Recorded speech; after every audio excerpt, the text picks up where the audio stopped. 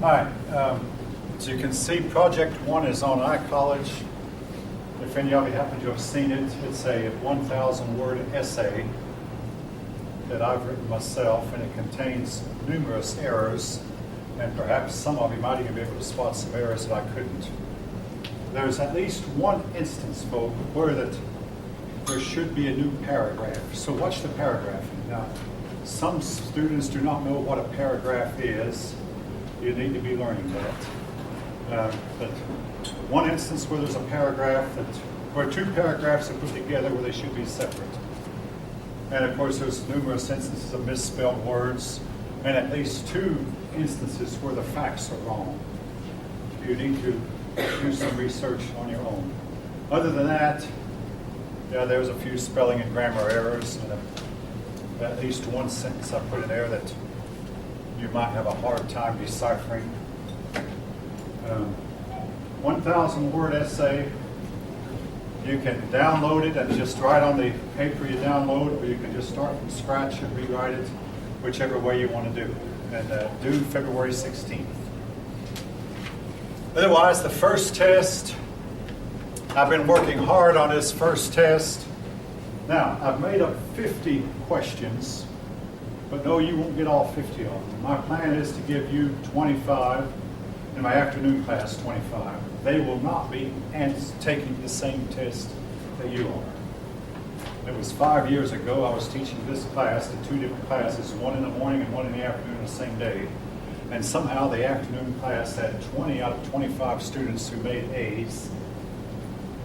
I can't prove or couldn't prove at the time what I think, but I simply, so if I write something on a board and you say that was not on the test, the other class probably got it. Anyway, what I write on a board likely is going to be on the test, but you might not get that particular question. The other class might. But anyway, I'm trying to solve a problem that I really don't want to deal with, obviously. So 50 questions made up so far. You'll get half, the other class get the other half. I have not by any means finished the test. Our first test in 2 weeks. Fill in a blank short answer. All right, now the syllabus. There is one error on the syllabus. The classroom is E0420, not 01420. Hope that didn't cause anyone any inconvenience. I spend most of my time on chapters 1, chapters 4 and 5, and chapters 12 and 13. The other chapters I rush over rather quickly, except beginning last semester, I decided to give 2 days, 2 lectures to the chapter on Islam, chapter 7.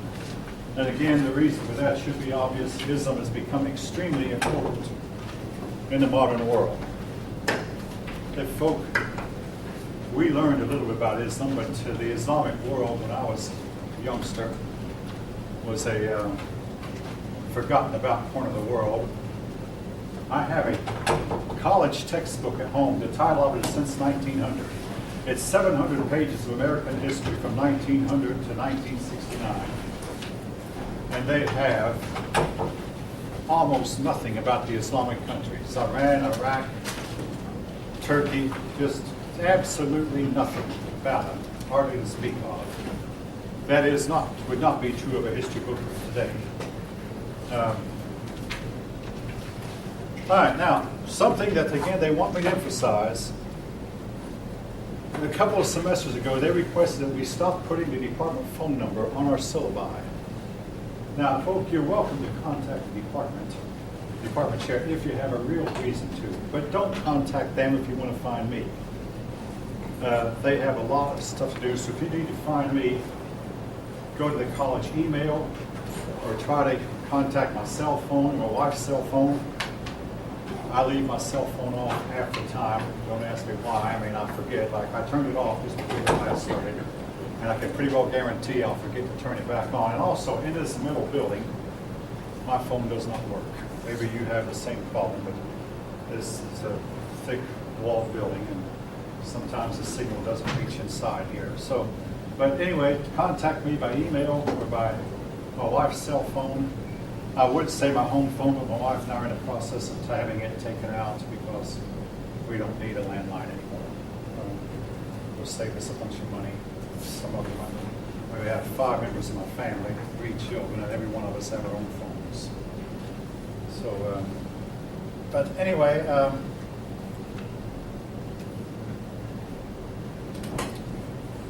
the apartment chair is again on the 3rd floor.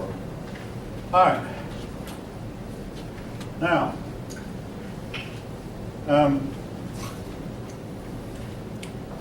about the project, I really don't know how well it'll go over. I'm trying something new, something I've thought about trying for years, where I write the paper with the type of errors that I see you committing. One error I didn't put in, I see every semester, T-H-E-R-E, when it should be T-H-E-I-R, or vice versa. Now, folks, I can't emphasize enough how important this writing business is. I mean, I spent 27 years at Lockheed, and I worked with Lockheed engineers, and most of them will tell you that they wish they had paid more attention in English class. Because the fact it's so bad that Lockheed hired professional editors to edit the work. They were trying to get money from the government to do their project, and that meant they had to do a report. I mean, the most important thing you can do if you want to make a discovery or do some research is write a report about it. And you can't write, I have did this experiment 3 times, and send it to the federal government, expect the government's going to think well enough of you to send you some money. I mean, bad grammar, bad syntax. Again, most of them you wish they had been more awake during English class. But anyway, I know this is not English, but still, I believe I need to try to up your writing skills. All right. We have 3 tests before the drop deadline. Actually, counting, let's see. Pass 1, oh yeah, pass 1, oh yeah, pass 1 is also. Pass 1 is the difference between primary and secondary sources, which I have talked about, and we'll be talking about a bit more today. And then test 1, so that'll be January 28th.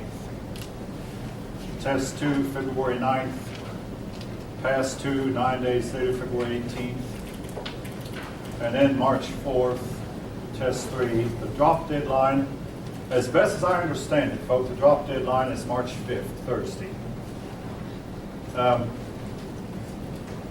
That way you have 2 pass tests and 3 regular tests and a project.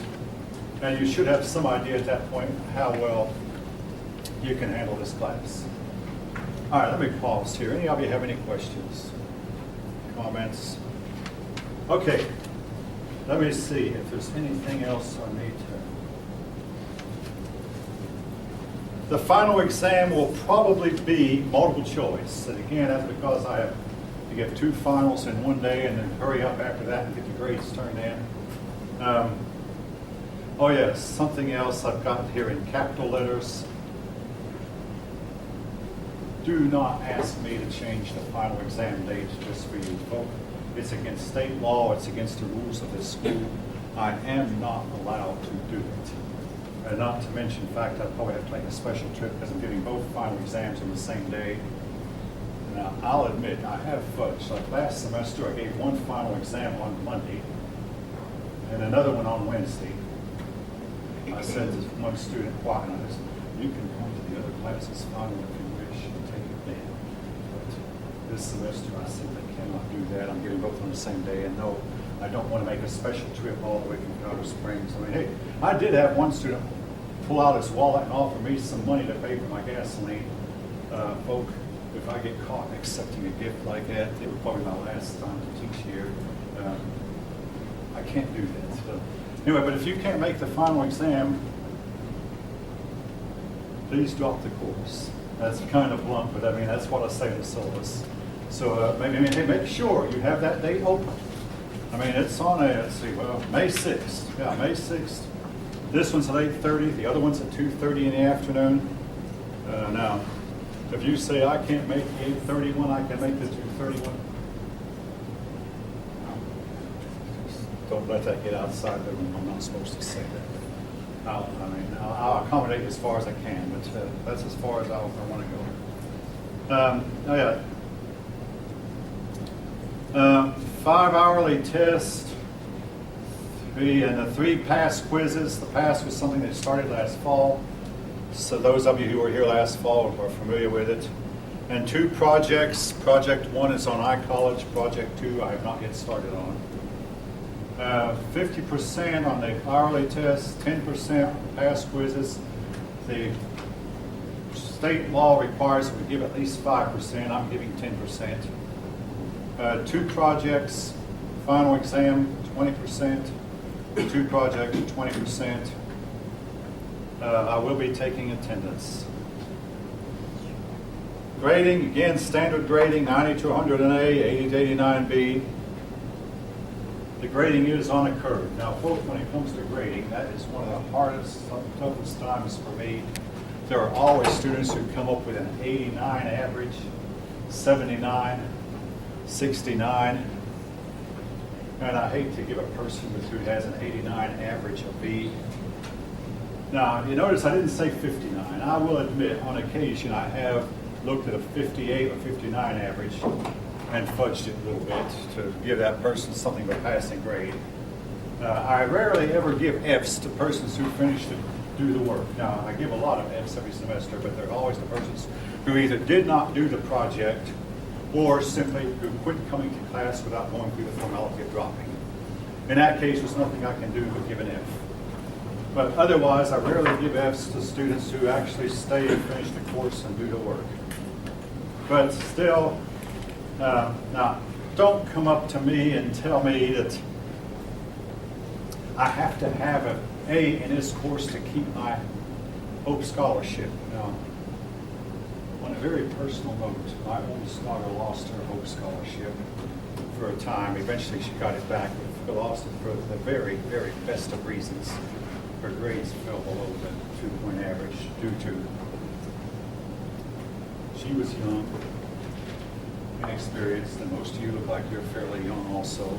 But folk, don't expect me to raise your grade just because you tell me. If you have to have an A in this class, by all means, knuckle down, get your shoulder to the wheel, and earn it. I can't just give it to you. All right? Hopefully, we're clear on it.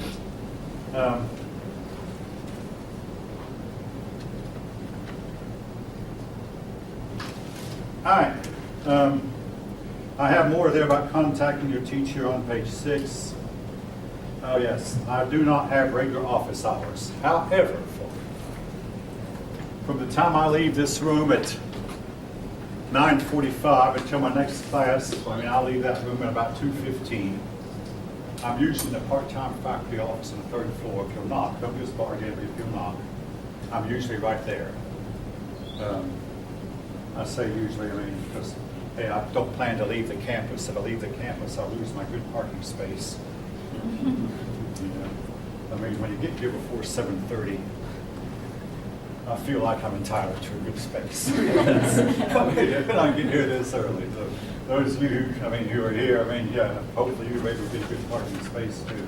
But if I leave the campus and come back, I might wind up having to park way off, so I won't leave. So I'll probably be right here the whole time. And yes, I have plenty enough to do. All right.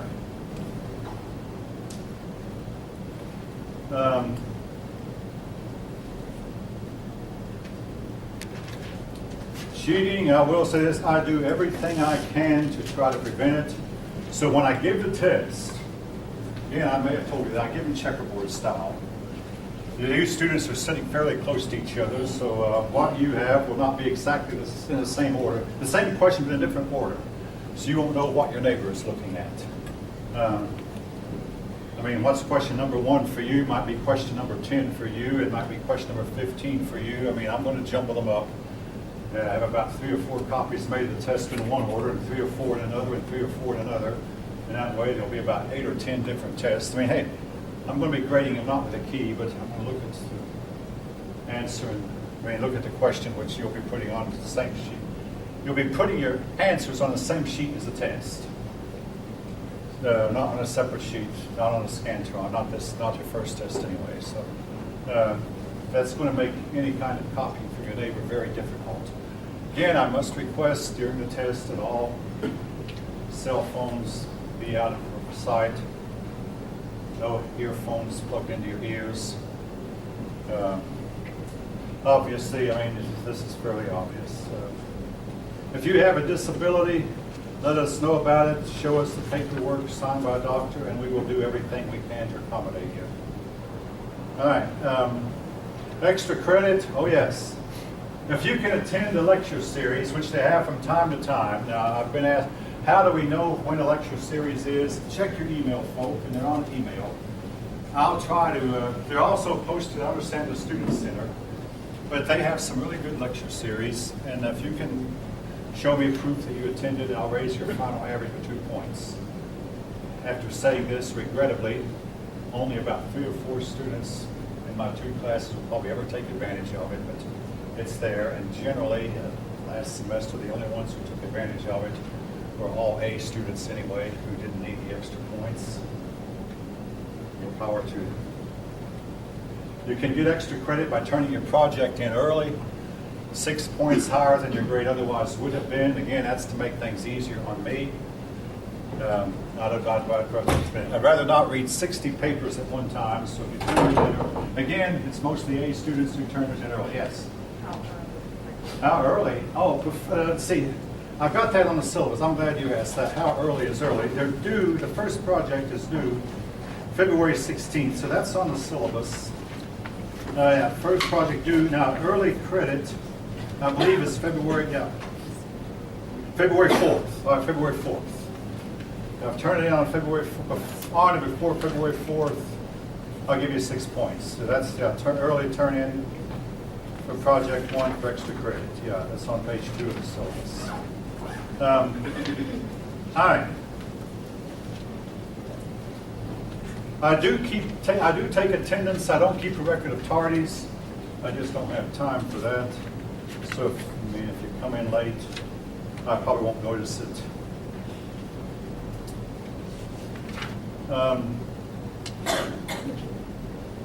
And the back of the syllabus is your contract. Now, I'll say this. I've been told you're supposed to fill them out. I don't know how much the school is enforcing that, but I'll take them up anytime you're ready to turn one in. All right. Now, anything else I need to say about the syllabus that you can't read for yourself?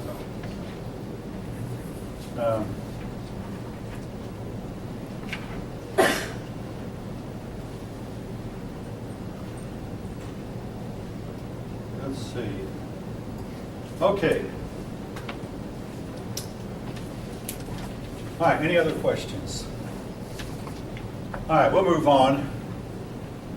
At the end of my last class, my last class Monday afternoon, someone came up to me after class and made a statement that I wish he'd have made it in front of the whole class, but basically he said that he noticed that in the ancient world, their stories were at variance with other stories. For instance, the flood story.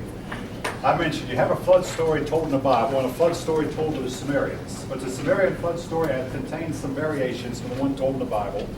The Tower of Babel story, again, the confusion of tongues story, it is in the Sumerian records, but it's at variance with some detail. And folk, you'll find this all over the world. Of the about 2,000 or 3,000 flood stories we know about, hardly any 2 of them are alike.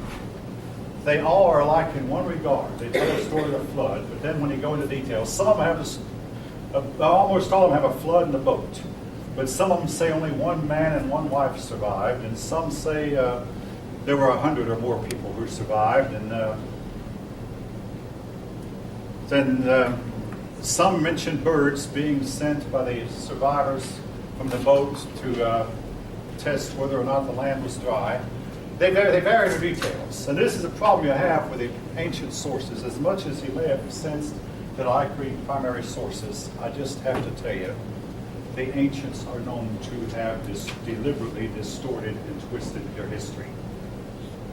Their goals seem to be the same goal of modern man, to try to make their country older than it actually was, And to do that, they would take kings that they knew ruled at the same time, but put them end to end. All right, now for instance, in our own history, there was a period in our history where we had two presidents, Abraham Lincoln and Thomas Jefferson. Abraham Lincoln and Jefferson Davis by name. Well, anyone who wanted to make American history look a bit longer would simply put Abraham Lincoln first and Jefferson Davis behind him, next to him, and you could add 4 years to American history that way.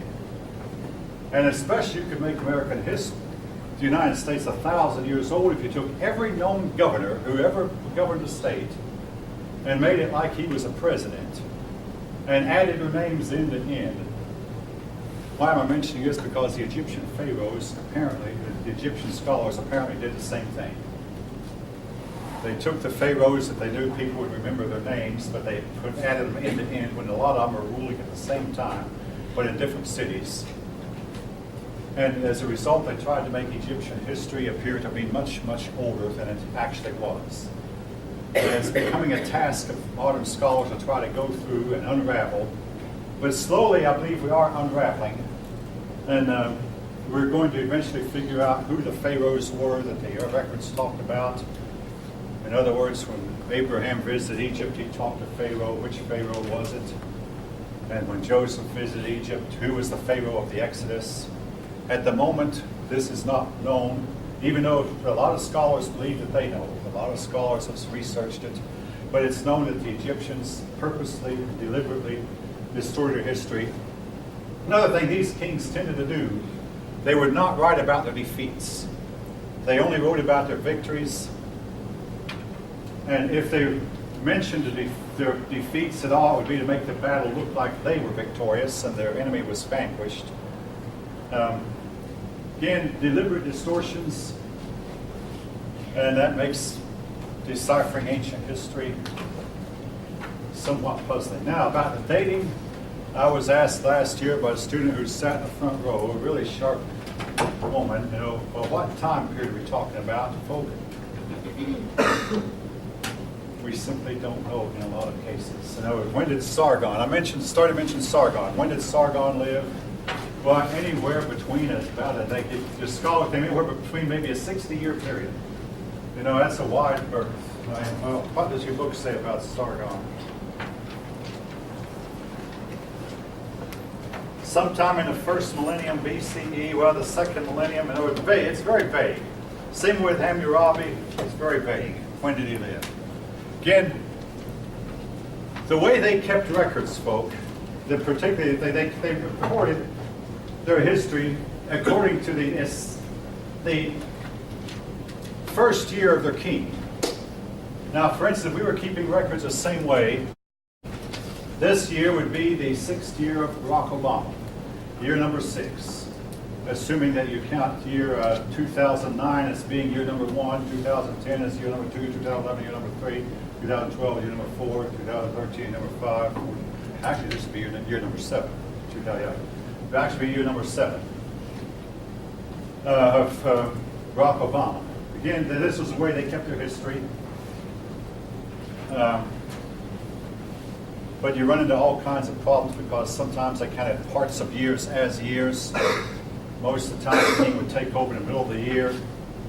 And or a lot of times, kings would crown their sons while they themselves were still alive. And you have overlapping reigns where a father and son would rule concurrently for maybe several years. I mean, when the father felt like he was failing in his health, he'd crown his son and more or less retire. Then he might live several years while he and his son together were on the throne.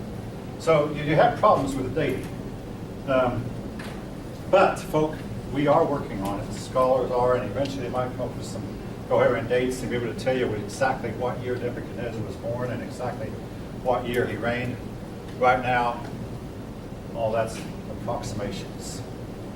Well, with Nebuchadnezzar, we pretty well know what year he was born and what years he reigned. But going on farther back to Hammurabi, we don't. All right. Before I resume where I left off, I want to talk about something else. Ancient folklore is filled with dragon stories.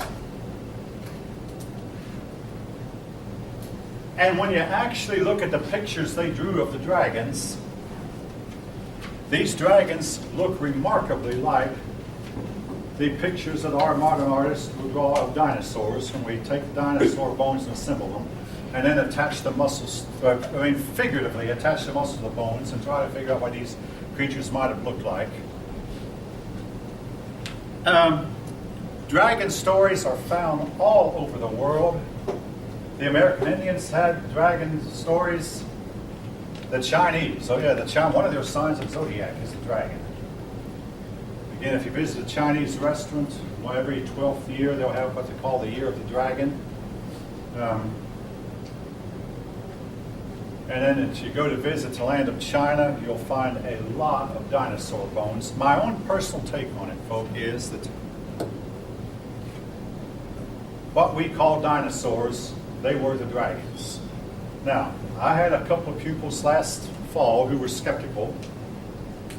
Actually, fall before last, the fall of 2013. They were skeptical, but they did a paper on the issue, a paper which I do have in my car, and they finally came to the conclusion that yes, dragons, in fact, were dinosaurs. We have found dinosaur bones with soft tissue.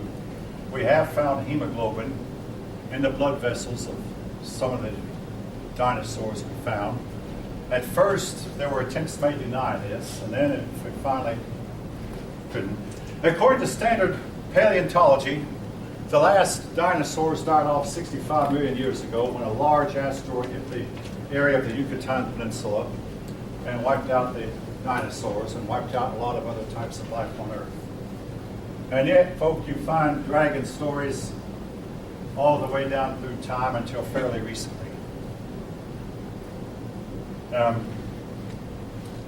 St. George killed a dragon, Sir Lancelot killed a dragon, Beowulf, one of the most famous dragon stories of all time. In fact, Beowulf encountered a flying dragon. And yes, we know that some of these reptiles did have the ability to fly.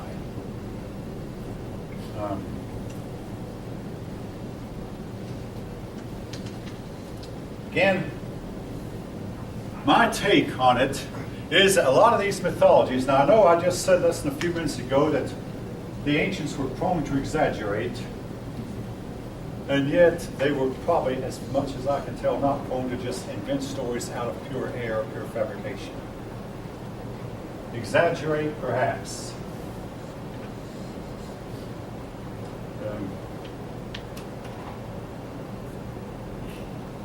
All right. We'll move on. Sargon.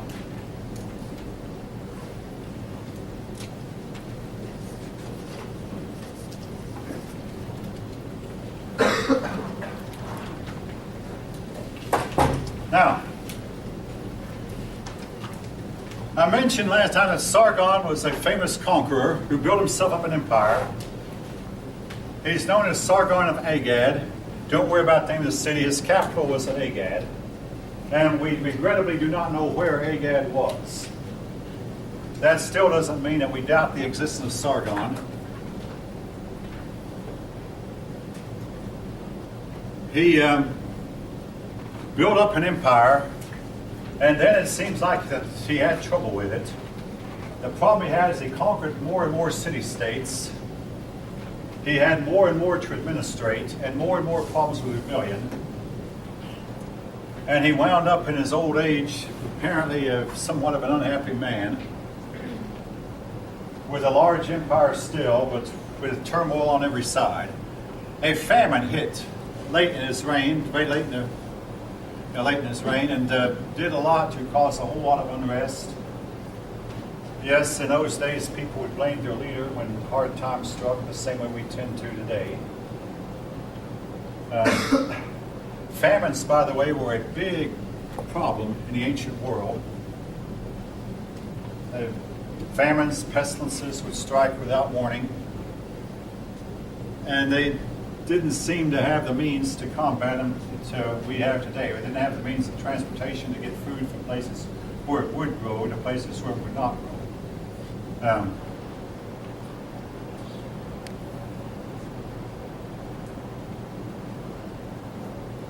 Anyway, as was the case of Sargon, He passed the empire he built onto his son, and then passed it on to his grandson, Naram-Sin. No, I won't write that name down.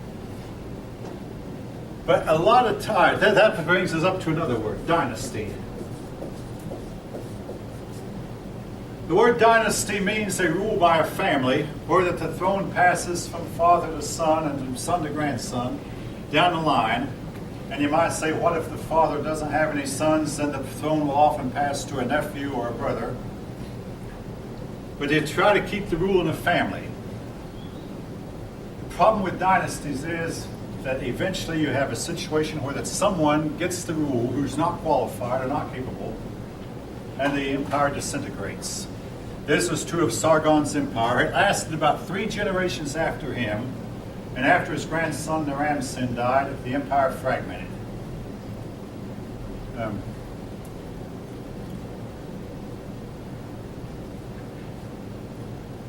Again,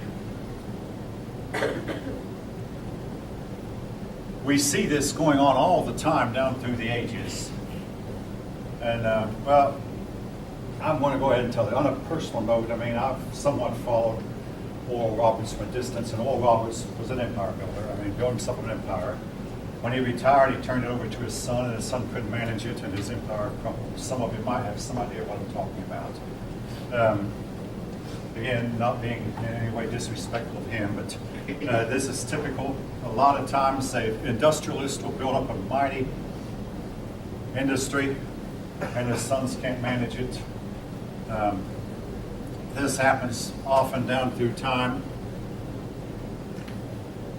Anyway, the dynasty fails when you get well, sometimes it's not the ruler's fault. Sometimes the ruler run into problems they did not foresee and could not help.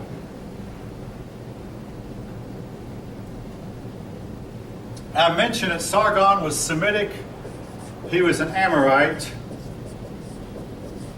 Your Semitic peoples, including your Amorites, or the Amorites, originated in Arabia and spread out from Arabia to Mesopotamia.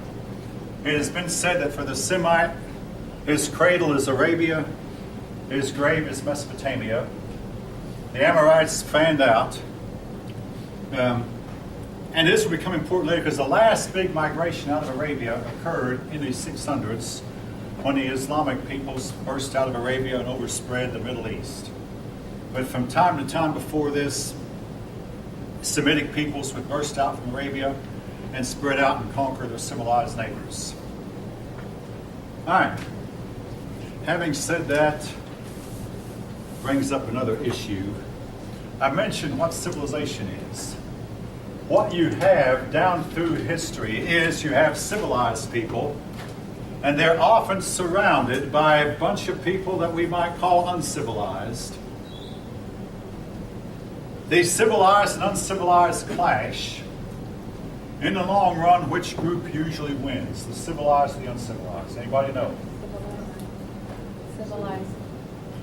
You're thinking in modern terms. Throughout most of history, the uncivilized have won.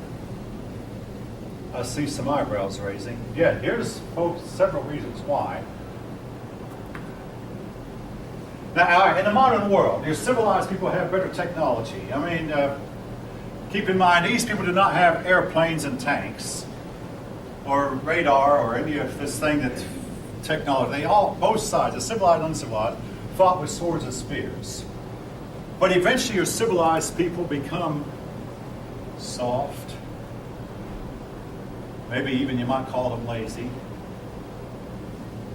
Now, time after time, uncivilized people have come in and conquered. I mean, one of the biggest conquests of all time was where Genghis Khan came from Mongolia and conquered China and then conquered much of the Middle East and conquered Russia. The Roman Empire fell to a bunch of uncivilized barbarians. And then, of course, the Sumerians fell to the people who we at first would call uncivilized, the uncivilized Amorites, the roaming Arabs. Then later, the more civilized Persians and Byzantines fell to the Muslims who burst out of Arabia. part of it is, like I say, these civilized people tend to become soft. And also they get to where they don't want to fight. Folk, I will say this. One of my brothers is a pacifist. Both me and another one of my brothers joined the army once. I originally thought I wanted to be a pacifist. I did not want to go to Vietnam, but then I came to the conclusion that pacifism is what leads to wars. Pacifism led to World War II. When the world went through a terrible war at the end of World War I, people decided, oh, we must not fight a war, and Albert Einstein wrote the books, Why War? And they decided we're not going to fight another war, and into that stepped Adolf Hitler. And Jewish rabbis between the wars would teach pacifism to their congregations, but I've been told that Jewish rabbis do not teach pacifism anymore. After about 6 million Jews were thrown alive into ovens, and folks, that may sound gross, but I'm sorry, but they got cured of pacifism. This is what people will do to you if you don't stand up and fight. You don't like war? Hey, I don't either. But folks, it's just part of what has to be. Otherwise, you can expect those people out there whom we call uncivilized will come in and conquer you if you're not willing to stand up for yourself. So we have down throughout history, we talk more and more throughout history where that, well, in the case of the Greeks, they had a more advanced civilization than the Macedonians. What happened? Philip Macedon came in, conquered them. His son Alexander the Great came in and reconquered them. Time and time again, the uncivilized will come in, conquer their civilized neighbors, partly because the civilized people didn't go in and conquer them. Conquest was at one time looked on as being a virtue. Now it's looked on as being a naughty thing to do. Building an empire, even as recently, folk, as about 150 years ago, the countries of Europe bragged on how big of an empire they could build. Britain had a big empire. The United States started building an empire. Russia built up a big empire. France built up an empire in Africa and the Far East. Holland, Belgium built up their empires that bragged on how big their empires were. Then it became unfashionable, and one after another these nations let their colonies go. So what's happening? These people were moving in and conquering their more civilized neighbors. I'm talking about 2015 now. What they did back then, it's often been said history repeats itself. All right. The next empire builder was Hammurabi.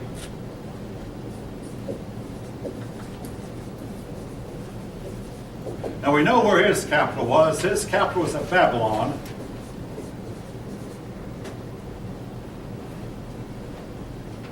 Now, Hammurabi built his empire over a period of 30 years, and unlike Sargon, as he conquered one city-state, he would try to get them on his side. The Romans would repeat this later. He'd tell them, hey, I'll live at peace with you, we'll trade with you, the trade will prosper both of our cities, and you and I together will conquer other city-states.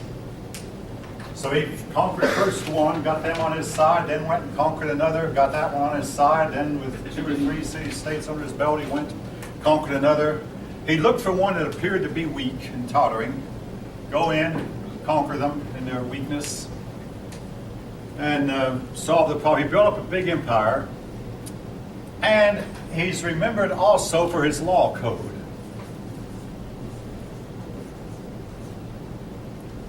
His law code was an eye for an eye, a tooth for a tooth. You knock out somebody else's tooth, one of your teeth must be knocked out to compensate. The law code was written down, and as we see a copy of it, it's written down on stone, and we see a picture of it on page 14.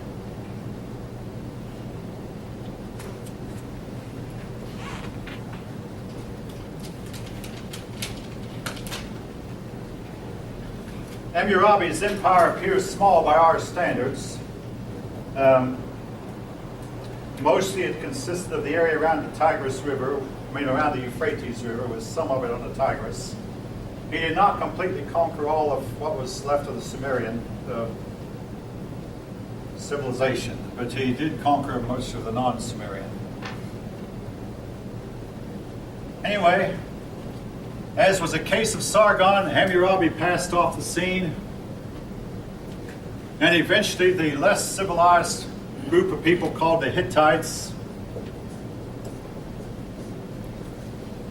The Hittites came in, they invaded Babylon, and they sacked Babylon. Now, the word sack in this case means that they came in with burlap bags or bags of sort and took everything they wanted of value and carried all the wealth of the city out and carried it back home and left Babylon impoverished.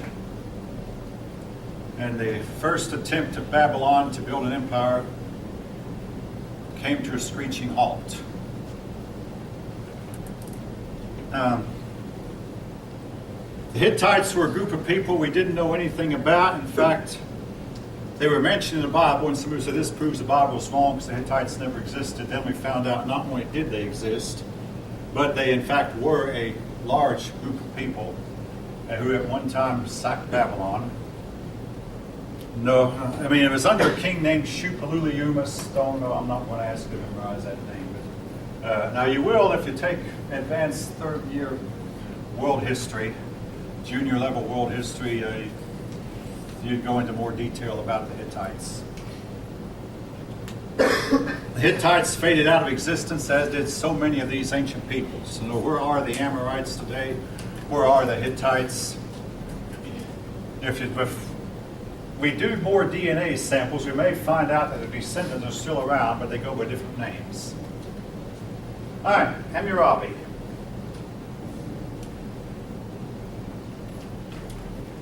Now, religion.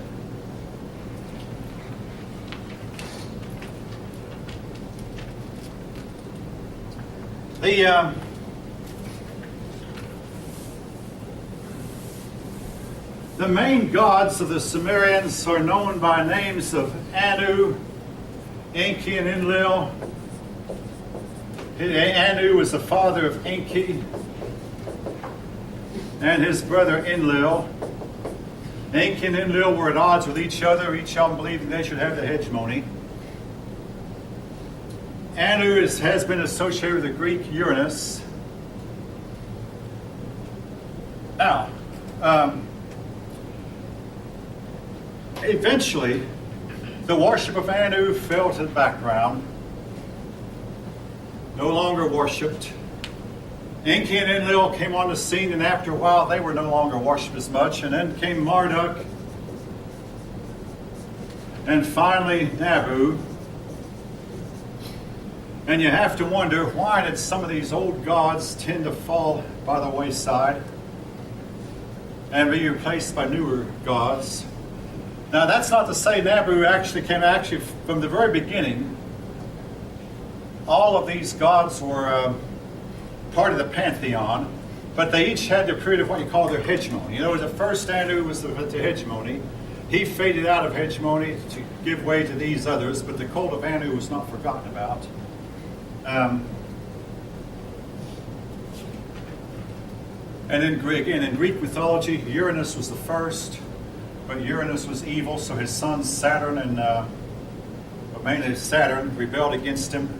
Then Saturn was also corrupt, so eventually his sons, Jupiter, Zeus, Poseidon, and Hades, rebelled against him. Some of you might be familiar with this mythology. And when they overthrew Saturn, they set up to where Zeus took the main world, Poseidon took the sea, and Hades took the netherworld, the world of the dead. Again, these mythologies have their origin with the Sumerians, as it seems like all the others. Now, folk,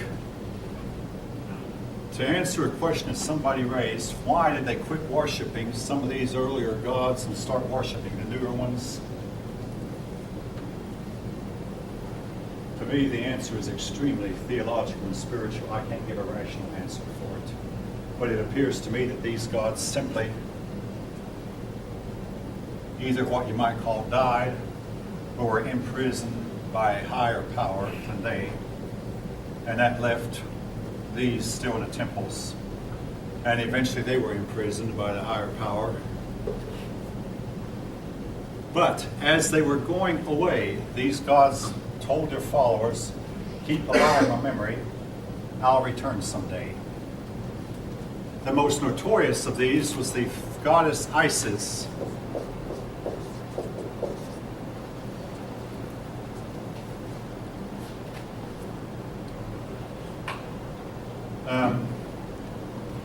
Who was known by a different name, by several different names, but this one appears all the way down through history, and folk, the rumor has had it for generations that Isis has been secretly worshipped by secret initiated organizations all the way from the dawn of history all the way to the present moment.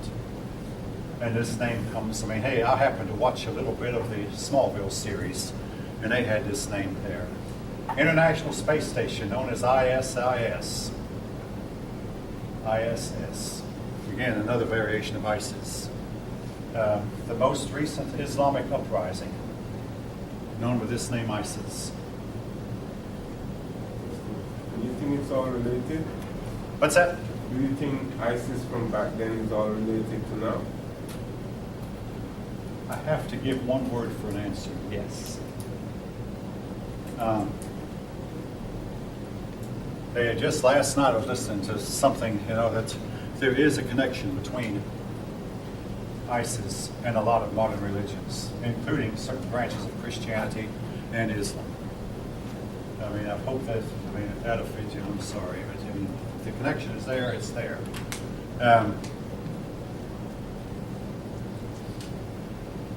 So these gods that supposedly faded from existence found their way into the new religions that came later. That's a point I really want to make, including, I must say, Christianity and Islam. And I will be having more to say about this as time goes on. So these are not necessarily just old dead religions that we don't.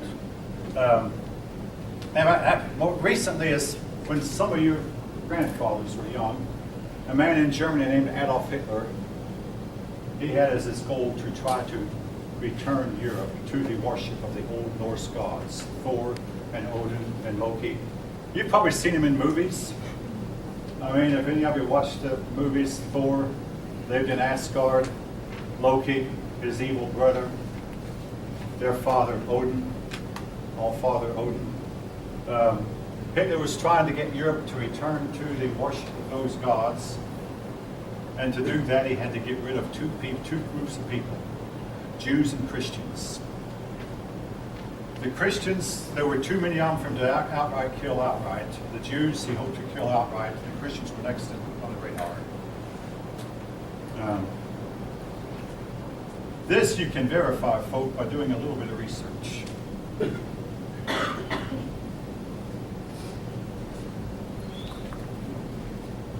Now, something else about these religions, they're called polytheistic.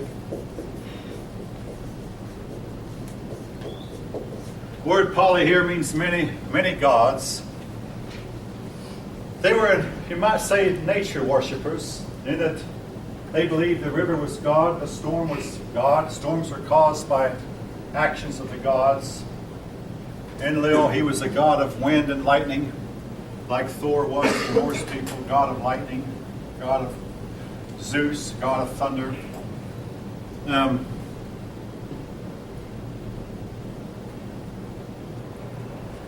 Now, this, I'm going to put my foot out a little bit. A big problem that you have if you study polytheistic religions is they tend to not make scientific progress. All right, now, folks, if you believe your cell phone is God, then your cell phone, might decide not to work if he's a little bit angry. Therefore, you have to offer him sacrifice to keep him happy. Some of you are laughing, go ahead. But the idea that you could put another device together just like this one, and the second device will do the same thing this one will, the ancients did not believe that. That's one reason they developed a technological manufacturing system. Now, in the modern world, we put together automobiles on the assembly line, and we believe if we put together a second car, the same way we put together the first car, the second car will perform the same way the first one does, if you put it together within reasonable parameters. Put together a television set, put two of them together the same way, they're both going to work the same way. But in the ancient world, they didn't see that much regularity. For one thing, they didn't have, like for instance, in the case of baking bread. Well, now we can bake bread in the modern world because we have ovens where we can control the temperature, control the pressure, and we can control the ingredients and make every loaf of bread taste alike and come out just exactly alike. They couldn't. So they believed to get a good loaf of bread, they would have to perform some kind of ritual and some kind of sacrifice to make the bread come out right. And even then, they'd get this loaf and this one, this is mediocre. This is a good loaf. And they didn't know what made a loaf good and what made it bad. Again, they could not control the temperatures of the ovens as well as we can today. So their view of the universe was that it was somewhat of a chaotic place, with the river being God, with the sun being a God in itself and having a mind of its own. They didn't see a universe that was created by a God, where each part of the creation did not have a mind of its own, but had to obey certain laws. They didn't see it that way. So the result was they were not able to develop any kind of advanced technology that we have because simply they did not believe there was enough regularity and enough order in the universe to create the type of technology that is necessary to build up the world today. The Sumerians believed that their gods created human beings to do the work that they themselves did not want done, or that they themselves did not want to do. So humans were put on earth to do you might say, the dirty work, so the gods could reside in comfort. You could predict what the gods' will was by divination, or in other words, amulets, crystal balls, opening up the animals and studying the color of their intestines. These were ways that they tried to determine what they should do, what kind of investments they should make, or whatever.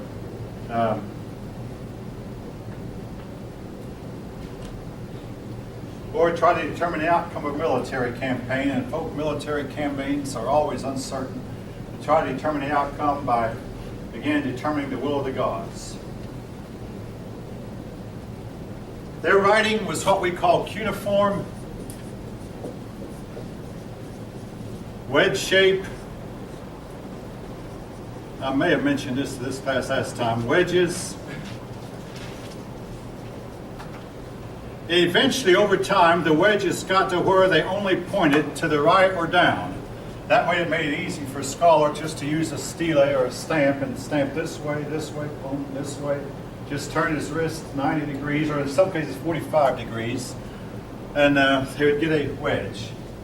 The word I just put up there is the cuneiform sign for a star, or sometimes for God.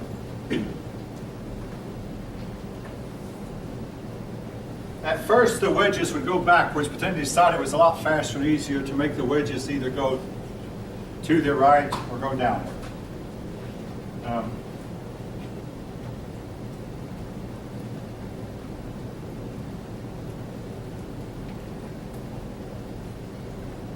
Now, your book then mentions the story of Gilgamesh. How many of you have studied Gilgamesh in other classes, literature classes, or, okay, several hands are going up. Essentially, what happened was Gilgamesh was the king of the city of Uruk, one of the Sumerian cities. And Uruk had very strong walls, so thick that you could race chariots on the top of them. Some say Gilgamesh built them, some say a king of a couple generations earlier built them, and the walls were built by magic. Gilgamesh was supposedly 2/3 God because his father was a demon and his mother was part human and part God. So he was more God than he was human. Nevertheless, because he had a human side, he was destined to die. Well, Gilgamesh was an extremely harsh ruler, and the gods, in order to get even with him, created a monster beast called Enkidu. And Enkidu was eventually carried inside the city, and he and Gilgamesh clashed, with Gilgamesh coming out on top. But then Gilgamesh and Enkidu became fast friends. And they went on a journey and killed a very wild beast that was creating a lot of havoc, and it was threatening them. One by themselves probably couldn't have done it, but the two of them together were able to kill the beast called a Umbaba. But then, when they seemed to become too powerful, the gods sent a bull, and Gilgamesh slew the bull and threw a part of the remains of the bull at the goddess Ishtar. And Ishtar went to her father Anu and said, "Those two men must be killed." Well, Anu, being of a high exalted position, finally agreed to compromise. He said one of them must die. The one that was chosen to die was Enkidu. And Enkidu then died a long, slow, painful death of sickness. And Enkidu said, "Oh, if I were just a wild man like I was before." Wild people die suddenly. There's no long, painful, slow death. You die all at once. Anyway, there's a lot more detail leaving out, but Gilgamesh, in his search for immortality, because he realizes, hey, Enkidu died and I too must die. So in his search, he goes and visits a survivor of the flood. He finds a survivor of the flood. And again, we can't tell exactly where he goes. The journey is somewhat otherworldly, even though some scholars have said that they believe they know where he went. But anyway, he finds the survivor of the flood, and the survivor of the flood convinces him, accept the inevitable. I was granted immortality with the gods, but you will not be immortal. You are going to die. Gilgamesh then returned home, showed off his great works, and in short order died, even as his friend Enkidu had. Now, this is one of the greatest, most known stories from ancient literature. It does contain the flood story.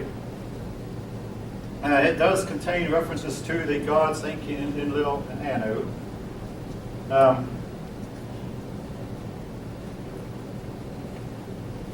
And it also contains numerous references to very, very strong beasts that we might call dinosaurs or whatever. Birds that, again, appear more like reptilian than they do birds. We do know from our fossil record that some reptiles seem to have had the ability to fly at one time. Again, the problem that scholars have with this is, all these animals died out 65 million years ago. Therefore, the story of Gilgamesh could not be a reference to them. Believe what you will, my graduate professor at UT wrote an article some years ago where he said that he found a source that he believed was written by a man who would have lived just 2 generations after Gilgamesh, when some people who would have known Gilgamesh were still alive. You know, like right now, we're living about 2 generations after World War II, and there are still a few World War II vets who are alive. And they're really old now, most of them, but there are still a few.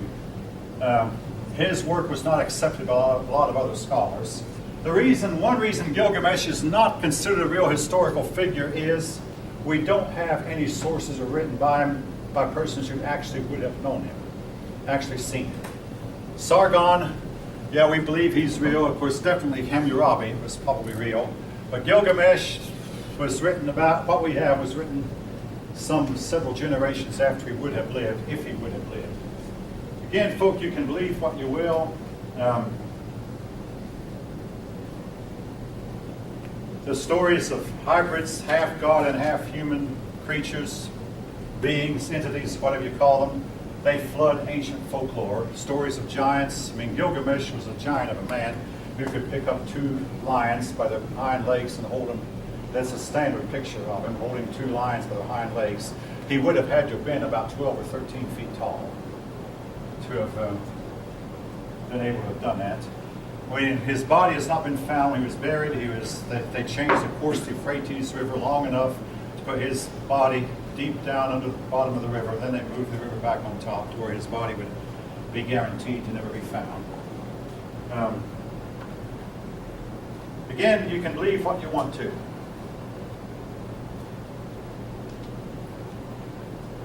The Epic of Gilgamesh, part of it is told on page 16 on a little vignette there at the top of page 16. All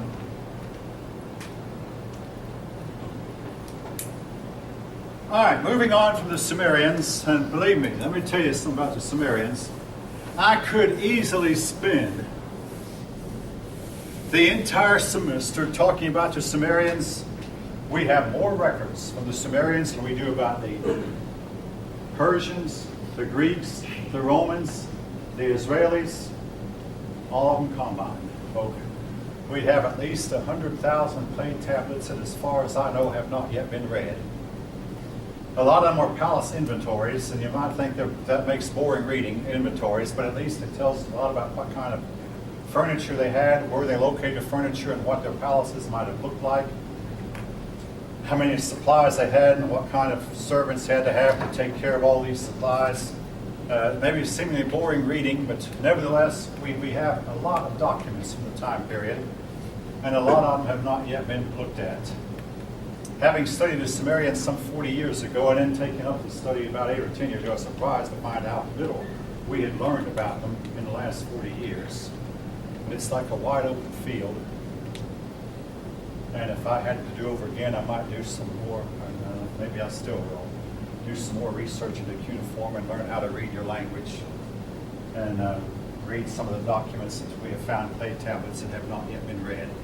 But they featured high quality literature. They had schools, they had colleges,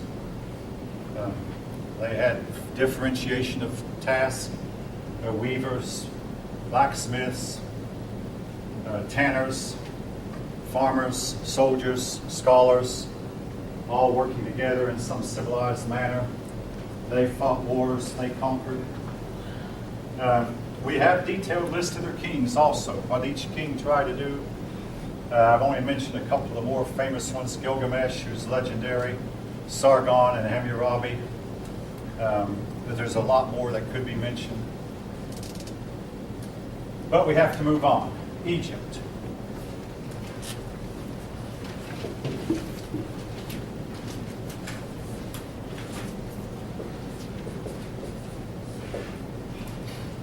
All right. If it were not for the Nile River, Egypt would just be a part of the Sahara Desert.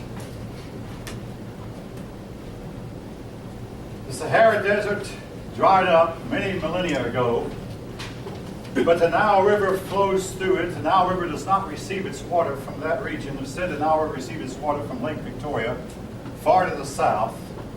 And around Lake Victoria, there are rains every spring, and the rains will raise the water level, even though there are very few rains in Egypt. I once read that the last time it rained in Egypt was 100 years ago. And there's only been about 50 or 60 thunderstorms in the last 2,000 years. Egypt is a very dry place, except for the Nile flowing through it. Now, until recently, when we dammed up the Nile River, Egypt would depend on an annual flooding. In other words, every spring the river would flood, overflow its banks, and lay down a fresh layer of topsoil. And when the flood waters receded, the people of Egypt moved in and plant the crops on this fresh new layer of topsoil.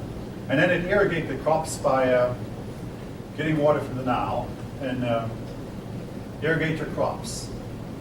Now, the land of Egypt is a land where you can predict the weather with about 100% accuracy. It's always the same. The weather today will be clear and generally warm. In the wintertime it cools down, true, but it's always, the sky's almost always clear, with a few clouds and almost never any drop of rain. No snow, no frost, no sleet, no hail, except, like I say, maybe every 100 or so years.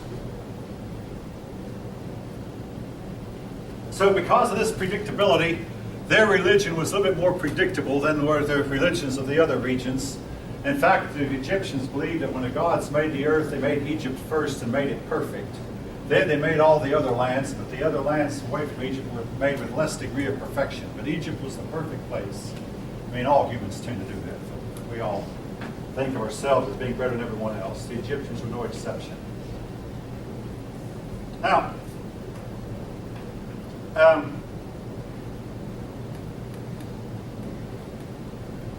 that's why in Egypt is called the gift of the Nile. because the Nile River gave us the land of Egypt. There was a debate going on for many generations was which society was the oldest, Egypt or Mesopotamia, Egypt, Mesopotamia. Today we generally believe it was Mesopotamia, even though we're not as sure of this.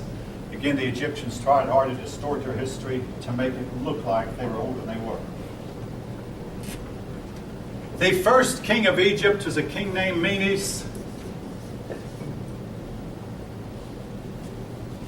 Now, he was the first king of the first dynasty. Now, Egyptian history had a lot in common with Chinese history, we'll talk about later, and Egyptian history revolved around their dynasties. There was a first dynasty, then a second dynasty, then the third dynasty, and then the fourth dynasty, so on and so forth, on down to about 27 or 28 dynasties.